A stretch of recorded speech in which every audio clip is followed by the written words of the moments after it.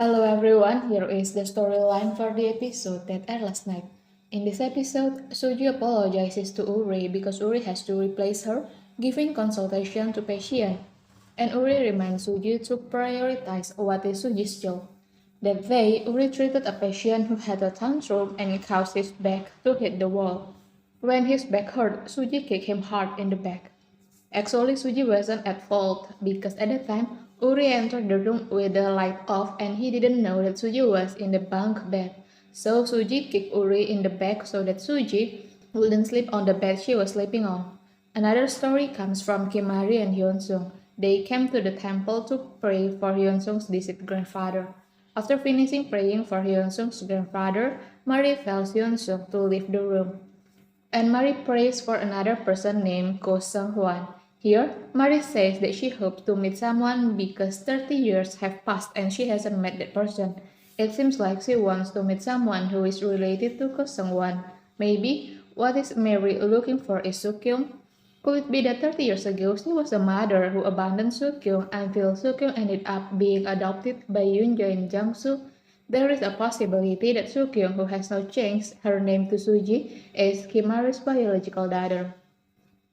At the end of this episode, there is Na-young who is very shameless. She calls Suji Oni when she needs something from Suji, but she could never consistently maintain her manners towards Suji.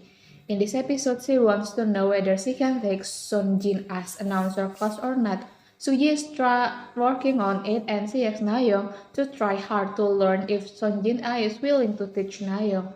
Na-young wasn't grateful at all for Suji helping her. She instead said that she would take care of her business and that Suji didn't need to interfere.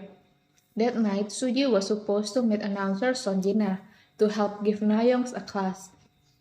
But she didn't meet Sonjina because she saw Na-young being hugged and treated badly by the director of the television station. At that time, the director seemed to promise to make Na-young an announcer, and Na-young stupidly believed it, so she accepted the bad treatment that the director did to her. Suji, who saw this, immediately took Na-young away from the director. She reminded Na-young that Na-young was a reporter and Na-young's career could be destroyed in a second if anyone recognized Na-young doing something despicable. But here Na-young is angry at Suji. She asks Suji to stop acting like an older sister because they are strangers and Suji is not her older sister. She even said that she always wanted to vomit every time she saw Suji. She was forced to become a family with Suji only because Suji was thrown away by her mother who ran away. The words that Na-young said to Suji were really cruel.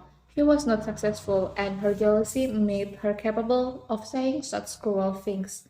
Okay everyone, that's the storyline for this time and thank you for watching my video.